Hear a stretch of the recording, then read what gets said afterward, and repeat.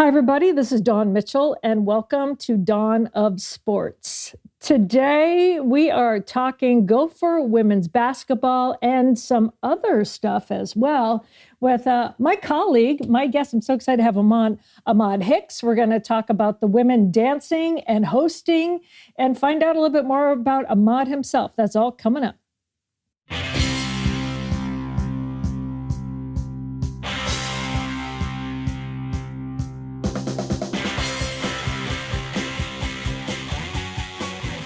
Well, without further ado, I'm going to introduce you to Ahmad Hicks. He works with me. He's my colleague at Fox 9 Sports. Ahmad, first of all, thanks for joining us. You've been running and gunning lately. Are you catching your breath yet?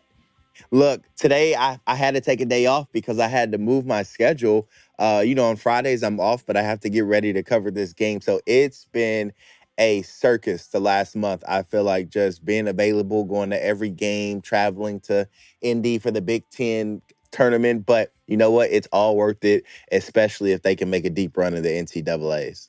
I know last week on the Gophers Coaches Show, you had asked this awesome question to Dawn Plitzowite about why she thinks they should host, which, yes, they are hosting the first and second round of the NCAA. So that's a huge feather in the cap. But she not only said why she thought, she backed it up with hardcore facts. Like she was ready, wasn't she? Oh, you should. So we're doing the show, right? So I Yeah. produced this show, the Gopher Coaches Show, and so we're getting ready for the show. And she goes in one of the commercial breaks, "Ahmad, are you going to ask me about why we deserve to host?" I said, "Absolutely, Coach." She's like, "Okay, because I have all my facts right here. I have like 12 hardcore facts why we deserve to host." And I was like, "Don't worry, I'm going to give you your moment." So when we teed her up for that question, I mean, she just went on for a minute and 45 seconds, like on why they deserve to host in this year's tournament. And I mean, she was right. She hit the nail on the head. Like they were one of the best teams in the net rankings, all year long. They had a lot of quality wins, no bad losses. So the writing was on the wall, for them to host. They took care of business in the regular season and it paid out for them. Oh my God. Like when I listened to that, I'm like, she came out guns a-blazing. Like, we are going to host this thing. And this is the reason why. And that's the one thing I really love about Coach P. When she first got here, she had this agenda. She knew how she was going to get it done. She got focused. Even when I sat down with her, Ahmad, and you know her because you see her much more than I do now almost on a daily basis right now for you. I left with gifts, like books, like read this book and have this. And this is what I tell my team. Like she walks the walk. Like this is her to a T, and it's showing now through her team. Don't you think? Yeah, absolutely. Her message when she first got here, Dawn, was find a way. She said she was a country girl that grew up on a farm and things like that. And, a lot of her friends would be out in the summers partying on lakes, on boats, on things like that. And her answer would always be, "Hey, when can you join us?" Whenever I get done with my work. I have to finish my work first. Once I finish my farm work, then I can go out and go have a good time. And that just correlates over to her as a basketball coach. Like her team, they have a lot of fun. They love being around one another, but they also work. Like they work their tails off, they get their work done, and then they go handle their business. I thought one thing that always stood out to me about her when we do the Gopher Coaches Show, typically the coach has a little bit of time to just kind of talk to us, chit chat after we record. And, maybe they have 5, 10 minutes out of their day to just talk off camera, off mic about whatever's going on. Dawn would always leave immediately. As soon as we got done taping, she would beeline right back to her office to go watch more film. And I was blown away by that. Like, I was like, you know what? She doesn't even have 5 minutes to like talk because she's going to go watch film.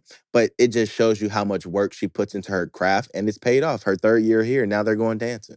They earned the 4th seed in the Sacramento region. They're facing 13th seed Green Bay. And I mean, this team, they don't take any team for granted, right? They don't care if they're 13th seed and they're Green Bay. Green Bay, I'm looking at their record, 25-8, 17-3 in the Horizon League. I mean, they're no joke either. So she's going to have them focused for this team, isn't she? Yeah, she better. Because the thing about it, Green Bay has what I think four players on their team that are from the state of Minnesota, and so they are certainly going to be coming here with a chip on their shoulder. They've been good, like you said. You mentioned their Horizon League conference record. Like, so this is not a slouch of a basketball team. This is a motivated bunch, a team that believes they probably can win, and they're going to have a lot of fans at Williams Arena on Friday. So I'm sure the Gophers are going to have their work cut out for them, but I think as long as they don't turn the ball over, as long as they don't commit a ton of fouls, and they just make their shots, which they're prone to do at home, they're 13-3 at home this season. I think everything will be okay. I think it'll be a good first round test for them. You know, they had a lot of time off because of their early exit in the Big Ten tournament and things like that. So I think they're fiending to get back out there and put some good product on tape. And I think it'll be a good test for them for sure. You know, the interesting thing, and you know their mentality from being around them. Some teams get intimidated by the history of teams before them, right? And I'm sure this week they're hearing all about this. The first time they've been in since 2018, first time they're hosting since 2005. That's when they went to Sweet 16. There's been enough time, I think, in between that the weight of what past teams have done doesn't affect them. And I'm just hearing like how, you know, Don P has them ready, that probably won't even figure in, but you do have that pressure when you're at the barn. Yeah, I mean, absolutely. I asked him about that last week. I was like, "Is there any pressure, like hosting and this big tournament? The big stage, a stage that your team really hasn't been on lately?"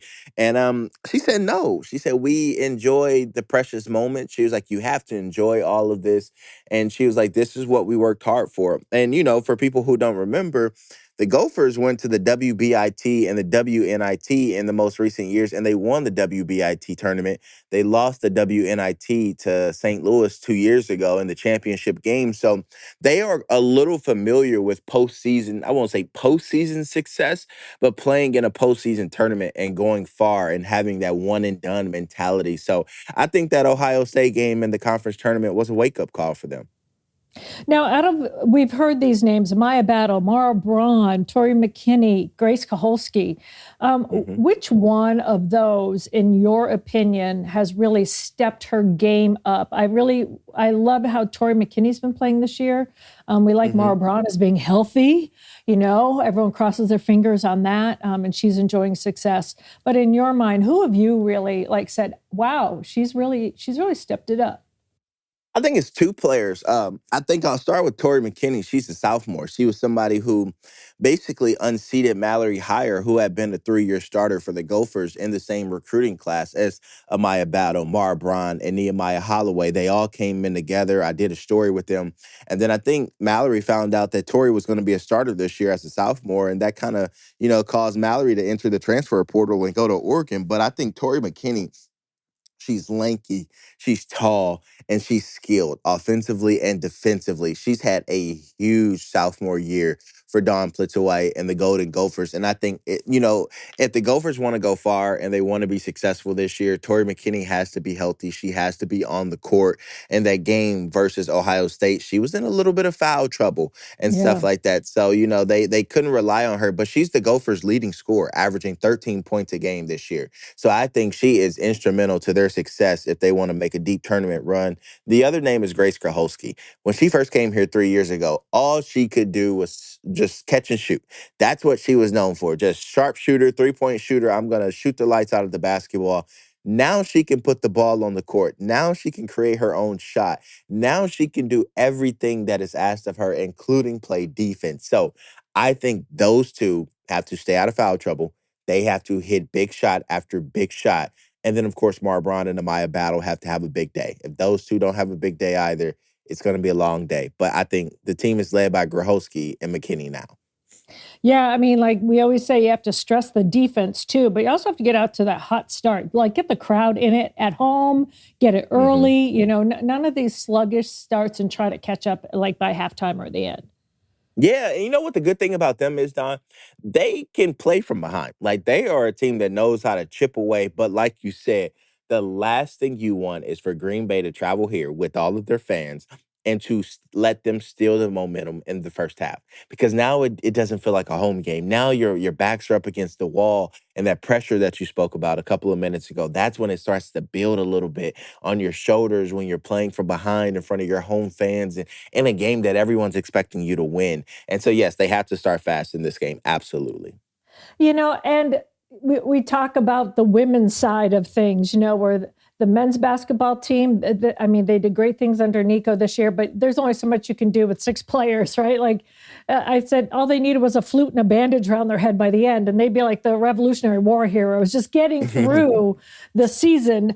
But then when you look at the women, the women's hockey team making it to the dance, and then you look at the basketball team, they're leading the charge again. But what I love is that the men's teams, men and women, are really supporting the women as well. So I think it's going to be rocking on Friday. And I think we're going to see a lot of the other athletes there as well.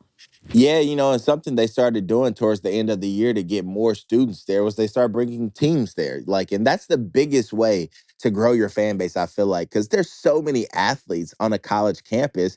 If you guys just started by supporting one another, like, then of course you're going to have a lot of fans. And this is coming from me, the former college football player at SIU, where it's like, we didn't go to a lot of basketball games and softball games and volleyball games, but if you can imagine just 115 of your teammates going to this game, you're going to start to attract other sports there. And I think that's what the Gophers did recently, having Darius Taylor and Alfonso Taylor come out to the basketball game, miking them up and just showing how fun it is to be in the barn, to be a student, pep person and kind of lead the charge. And then the next game after that, then you saw it was like the men's golf team, there, or the swim and dive team there. So I think it's only going to expand this weekend. Plus, it's the first time that a tournament has been held at Williams Arena since '05. I think a lot of kids on campus want to know what that atmosphere will be like.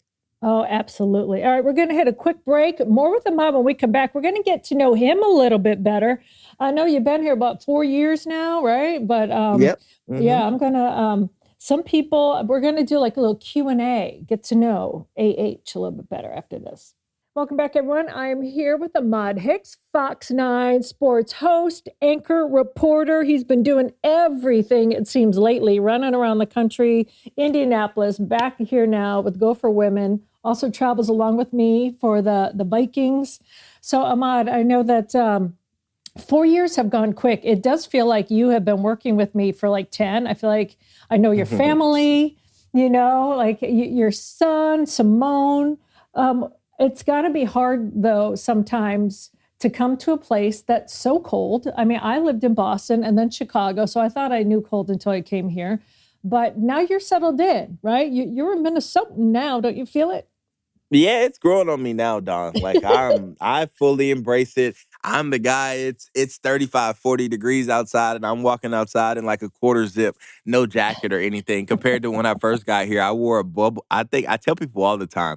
My first year here, it snowed 90 inches, and like from October 10th to like May or whatever. And I want to say I wore snow pants and a huge winter coat from like November to April. And I Yeah, thought that was the you were normal. hating it. You were I hating thought that was the normal. Like I was like, this sucks. it. But it's gotten a lot better now. I'm kind of settled in. I'm embracing the cold now. Do I love long winters? Absolutely not. But I kind of like the state of Minnesota. I didn't think I would be here longer than 2 years, not gonna lie. But now I'm going on forward, like you said, and have my family here. And Simone's not a big fan of the cold, but I told her it takes a couple of years. Yeah, you got a leg up on her there, right? I mean, listen. I thought my first contract 3 years, and I said like a football term, I'm three and out.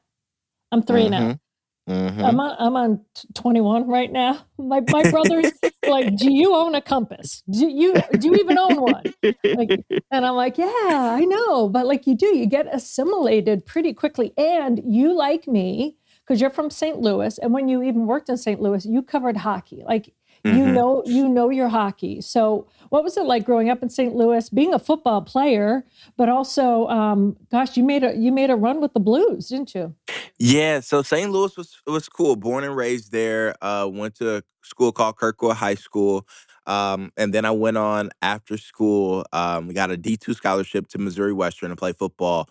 Went there for a year, but they didn't have a journalism program, so it was pick and choose for me. It was like, all right, do you stay here, have success on the football field, or do you go somewhere where you kind of set your life up after football? And I was one of those guys who was raised by two great parents where they would of course let me dream big and think that I was going to be an NFL player or whatever professional sport I chased, but they always made sure I had a plan B. And what they would call it was plan 1A, plan 1B. They could say you could dream big, but dream realistic. And so I ended up transferring to SIU Carbondale. It was a Division 1 FCS school. That's where my best friend was playing ball at the time. And so I ended up walking on to that football team. They had a great journalism program. So I went there for 3 years. Unfortunately, got hit with the injury bug 2 years in a row. I know when people Google me in this day and age and look up my stats, they'll see like a guy who didn't record a catch or do anything. But that's because I sustained two, I won't say season-ending injuries, but two pretty serious injuries during training camp or right before it. So that kind of ended my playing days, but taught me a lot about life, perseverance, not getting what you want, but still having to see it through and finish it. So taught me a lot. It gave me a lot of good characteristics to go on the TV. So graduated in 15 and then got a job, went back home for 8 months, did some internships in St. Louis, and then got my first job in Jackson, Tennessee. Was there for 3.5 years as, a newbie, the only person in the sports department. Those were some long, long, long days because you're driving like you're getting in at 2:30, 3 o'clock because you can't get overtime and then you're having to drive an hour away for content and an hour back, and then you get back at 5:30, and you got to be ready for your sports hit at 6:20. Right. And so those were some days, but they paid off. And then I got a job in St. Louis, where I was blessed. It's they tell us all the time, Don. It's not about what you know; it's about who you know. And I was blessed that Frank Cusimano, the sports director at KSTK, he's still there now. He shopped in one of my dad's stores that he worked at, and they became friends. And he said one day my dad told him I worked in TV, and he said, "Have him give me a call." He said, "Let me look at some stuff." And this was back in college, so I shadowed him one day in college, just on a free Friday night. And he called me, 4 years later, once I was working in TV in Jackson, and he was like, "Let me see your tape. Let me see how good you are." So he called me the first time after a year there. Wasn't good enough to get the job, so someone else got the job. Then he called me again 2 years later. "Hey, send me your tape now." And I was like, "All right," sent him my tape. And next thing you know, I think the next week I was on a plane to St. Louis to work there. So went home, and that's when all the fun started. Got to cover this a Stanley Cup run, and like you said, grew up in St. Louis, and I knew about the hockey scene there. I knew the Blues always lost in the first round, and it just so happened the first year that I got there, the Blues went to the Stanley Cup. And so they beat your Boston Bruins, I know, which is, probably a little Ouch. painful for you. But so I did a lot of traveling that year. That was a really fun year because I think I started with the NCAAs in San Jose with SLU Billikens, and then later that year the Blues went on their run. So I traveled to, I think it was Dallas, San Jose, and then Boston for the final. And so that was really, really exciting. And then the next year covered a Cardinals playoff run at Busch Stadium. And my ending treat, which I'll say all the time, shout out to my sports director. For those who don't know, Simone and I were long distance. I worked in St. Louis. She was in Milwaukee. Our son lived in Milwaukee with her. And so I had just wrapped up my time in St. Louis, or so I had thought. And I think I had like technically one day left on my contract, but I was off that day, and I was in Milwaukee with Simone, with my son, and the Cardinals were playing the Brewers, and they had a chance to clinch the division. It was Albert Pujols' final year, all that stuff. And my sports director called me and was like, "Hey, instead of sending one of us up there, do you want to go over there and cover them clinching for your final Oh, assignment?" And I was that's like, awesome. "Absolutely." And at that point, I had never covered a clinching locker room before. Like he would always cover it, things like that. And so my final assignment in St. Louis before coming to Minnesota was covering the Cardinals clinching in Albert Pujols' final year in Milwaukee. So I got the champagne celebration and all that stuff. So it was exciting. So it was 4 years, lived at home with my parents all 4 years. A lot of people talk about me for that, but I saved a You're ton of smart, money. saving money, right? I say, because people don't know, like coming from Right. Jackson, Tennessee, I made $28,000 a year, 3 years in a row. So like Right. my paychecks were $900 every 2 weeks, and my rent was $900. And so it's Uh-huh. like, just imagine like the cost of trying to live. So I came home with so much credit card debt. But my parents were, grateful enough to have me home and let me pay off my debt and kind of get ahead. So, and then I landed up here in Minnesota. So bounced around a little bit, but enjoyed some time at home. And now Minnesota is home, Don. And now all of you are all in the same place. You, Yep. Simone Wood, who is our news anchor, and your son Houston, who I'm going to steal from you at some point. Like you're like, where's Houston? You'll just know that he's at my house because he's absolutely adorable. I love what you said about your injuries in college, because Hmm. when I got injured. I went to Boston College to play soccer and was hurt, and then lost my spot like after my freshman year to a hotshot freshman, Hmm. which is fine. Then my friend said, "You should be a cheerleader." And, when I've never been a cheerleader, an athlete gets offended, so I walked on the rugby team. So that's kind of like, I have the same mindset as you, like, what? You're hurt and then you Hmm. went. But I got injured my senior year playing rugby. Ended up, it was a fractured neck, believe it or not. I wouldn't know it was fractured until like 2 years later at a Celtics practice. And that's a whole different Wow. story. But what you said about that is it allowed me to do my very first internship. So I did an internship in TV the second semester of my senior year, only because I couldn't play sports. Hmm. And it teaches you so much, like you said, resilience. It teaches you about yourself. And also, like, for back, for women, there were not many opportunities. So I didn't think I was going to go play pro. But, I always thought I'd be like a Mia Hamm, I'm going to play, I'll make myself on the Olympic team or something. But for men, like that, there's that reality that, and a lot of your friends went and played pro, that you could play pro. So that mind shift that I really want to explain to people listening, especially if there's young people listening, about how you can overcome that and how you can turn it into a positive. I mean, it's harder than it sounds, right? Because they're like, well, look at Ahmad. Now he's anchoring and hosting, and he's on TV in a top 15 market. But what was the hardest part right there of saying, okay, now I got to shift my dreams? What was that for you? Oh, it was tough, Don. It wasn't something that just I did, in the snap of a fingers. I vividly remember I had to grow up. I had to learn a little bit. I remember when I got hurt, and the coach told me that I wasn't gonna get invited to training camp because I was hurt, and they wanted to bring a healthy body my senior year. I was devastated because I had worked my tail off from fourth string, got all the way up to second string, had a great spring ball. Like I knew for a fact I was gonna play Division I football my senior year. Like it was set in stone. And I remember when my trainer told me that I was going to be out for the foreseeable future. This was literally like 4 days before training camp. So our lockers are getting set up. They're putting the new gear in there. Like we're all gearing up for the season. I'm excited as I've ever been. And then the trainer says, yeah, you're going to put a boot on and you're not going to do any football activities for the next month or two.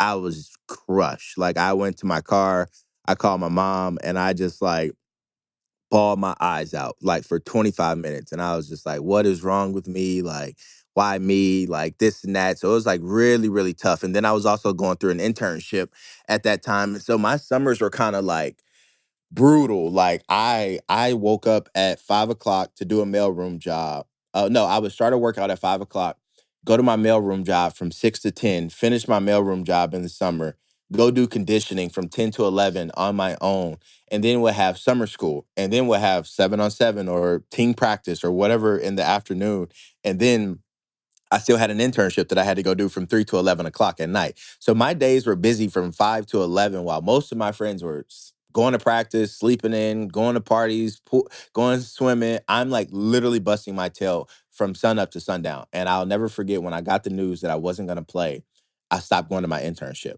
I just stopped going because I was like, I was, I You're was so, crushed. yeah, I was crushed. And I was so in tune to my athletics that it devastated my life outside of that. And so I'll never forget my mentor, Darren Kennard. Like he's a great mentor, had worked in SIU forever. And I remember when I stopped showing up initially, some other sportscasters asked to say, hey, where's Ahmad been? We haven't seen Ahmad. He said, I don't know. He said, but whatever's going on, he's got to figure it out. He said, because we won't be here to just baby him. He'll have to figure it out. And so vividly remember that day. And he kind of told me that story. And I was like, you know what? You're right. I was like, I can't wear my emotions on my sleeves any longer. Like, this is the real world, like my parents were telling me about. And so that's why I said they always told me to dream big, but dream realistic. And so while a lot of my friends were fixated on going to the NFL, I pivoted towards the beginning of my senior year and focused all in on journalism. I mean, I went all in, joining the TV production, producing, doing all the stuff that I needed to do for my career to flourish. And so many of my teammates would make fun of me. And they'd be like, "Oh, you're doing this. It's never gonna work out." And I'm like, "That's cool. Like, that's your What? dream to make it to the NFL. This is my dream." And it just so happened that it worked out. But it's because I had that determination that this is gonna work. Like, this is my dream, and I'm never gonna let it fail. But I think that I wouldn't have gotten there if my parents didn't make me dream realistic growing up. Like, if I just grew up thinking NFL or bust and I got to the end of my senior year and it's not the NFL, then it's like, whoa, what do I do now? Whereas my parents were like, you always need to have something to fall back on. So I always had that in the back of my head. Like, in middle school, I did the morning announcements. In high school, I did the morning announcements, and we had a teleprompter and a green screen. Like, we were very privileged at my high school. So it was something I knew I always wanted to do. So when people asked me, how long did you know you wanted to do this? My answer was like fifth or sixth grade. And I knew for a fact it was going to work for me. And so there was no other alternative. I joke with my friend Norman Seawright and Reggie Wilson, and we always say, like, what would we be doing if we didn't have television? And all of us say the same thing. Like, I don't know. I have no Yeah. idea. Like, this is just who I am right now. And so, yeah, so I give credit to my parents for making me dream realistic and always shoot for the star, aim for the stars. But trying to make sure that you do something that's obtainable, and the NFL isn't always obtainable for everybody. I would have paid money to sit in a homeroom class and listen to you do the announcements. it They're probably was it was hilarious. it was not as good as I am now. I will say that. I have one vivid memory, April Fool's Day. My co-anchor and I, Erica Deeroff, she also went to SIU, but we came up with a joke to say, hey, to start the announcements, you're gonna say, "You're Ahmad, I'm Erica. It's April Fool's Day, blah blah blah." And I'll never forget. She started the announcement. She goes, "Hey, I'm Erica Deeroff," and I go, and I'm, and I paused for like 5 seconds. And I was like, I'm Ahmad Hicks," and I was like, it was like I had never dealt with like something not going according to script. But now it's just normal. Stuff like that happens. I can keep on rolling. But yes, I looked like a deer in headlights when she did that. I was like, you threw off our whole joke. So yes. So wait a minute, wait a minute. These announcements were like on camera. Do you Yes, they guys were have live. you had So TVs in your classroom? yes, yeah. So like I said, I went to a very privileged high school. Oh my So goodness, we that's all even had better. I thought it was just we like were over the loudspeaker. Oh, no, no, no, no. So we were past the days of like You roll-in TVs. Like, every TV in our high school had a TV. flat I mean, every screen TV. classroom Yeah. had a TV in there, or a smart board where the projector turned into a TV, and our Uh, hallways had TVs all throughout them. And so we would have first period of the day, and mine was journalism. So we would already be in the studio working on the show that day. And then soon as first period got out, everybody went to class. And then we stayed in our studio. And that's when we did our 5 to 7 minute morning announcements, which included like the schedule for the day, the lunch yeah. period for the day, what's on the menu. The principal would come in, say his couple of words for the students, and then we would end it, and then we would walk to class. So yeah, so it was on TV. We had a green screen, we had a camera with a teleprompter, the whole nine, Don. I'm blaming her though, because she messed up the bit. She was supposed to She say she was a did. Mod Hicks, right? She did. I wasn't ready for that mishap at such an early age, but now I'm prepared. That happens all the time, I feel like. Oh, I know. Well, you know what? You should have been like Ron Burgundy and just like read it off the teleprompter, or. Oh my gosh, hilarious, I know. hilarious.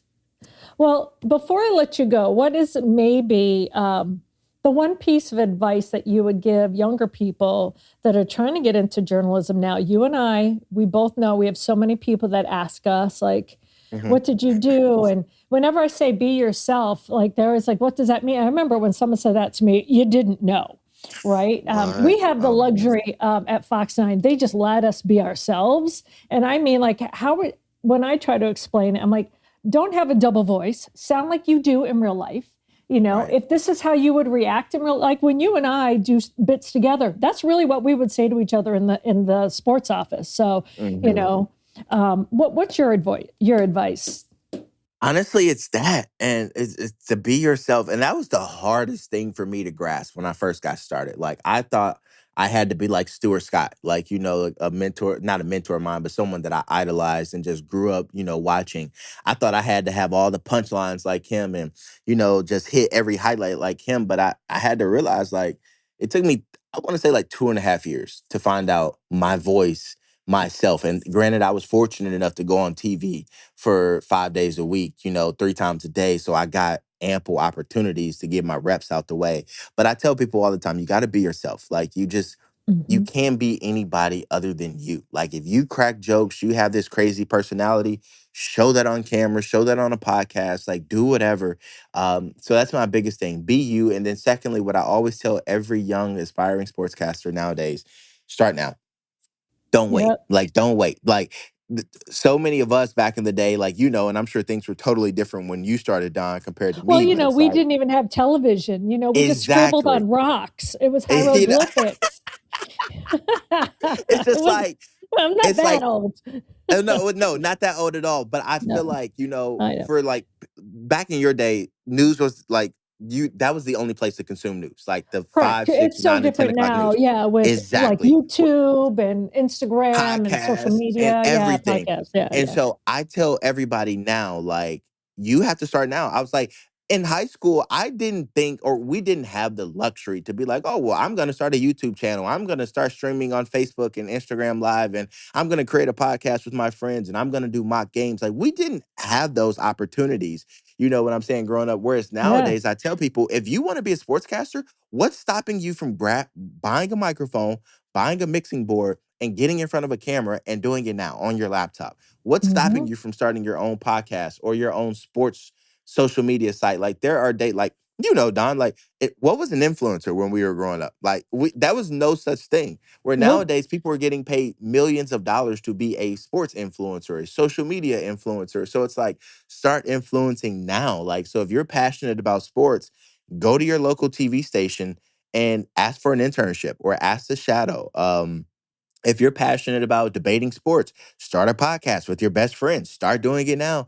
I tell college kids all the time, it is best to do everything that you can, from producing to writing to anchoring to reporting to hosting.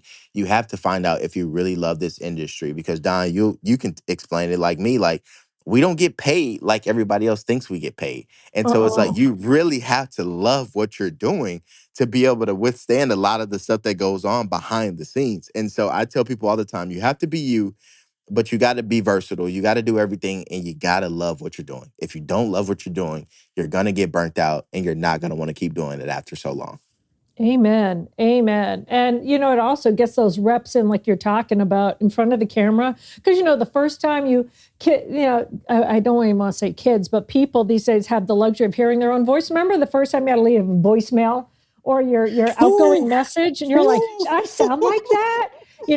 People get used to their own voice now because you're on FaceTime or whatever, but it's still different when you're in front of a camera and you have to present something. So do it. Start, like you said, start doing it now, because then you'll get those jitters out of the way, and then you'll be able to see yourself as this comes across wrong, but you know what I mean, like a piece of meat. Like Hmm. you can be like objective about how you sound and how you look, almost as if you're another person, kind of like actors and actresses do. You can be like, I remember I was walking through the hallway, and it was after COVID. We're finally back into the hallways of Fox 9. And I heard this woman's voice coming out of one of the edit bays, and I didn't recognize the words. So I just said, hey, that woman sounds like me, because I could step outside of myself and I could say, that woman sounds like me. And someone goes, that is you. And I go, I didn't do that. They go, no, this is what you voiced it like 6 months ago. We're using it now.